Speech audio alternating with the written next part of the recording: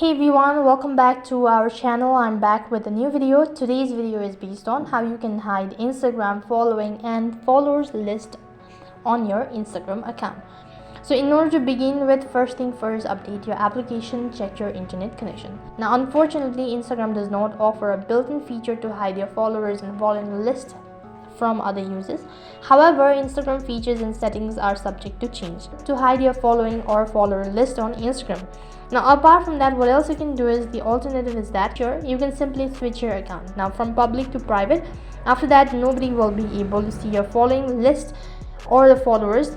They'll only be able to see the number of followers or the following that you have. In order to switch your account to private, what you need to do is log in into Instagram. Click on the profile icon in the bottom right hand side corner. After that, go to the try bar icon, go to settings. As soon as you've done that, go to privacy, and over here you'll be able to see public account. In my case, I've already enabled private account, so you can see there is a blue tick right in the corner. So you need to toggle a switch. You've successfully activated a private account. In this way, you can hide your followers or following on Instagram. That is all for this video. I hope the video was helpful. If it did really help you, make sure to like, share and subscribe to our channel. Thank you for watching. See you in the next video.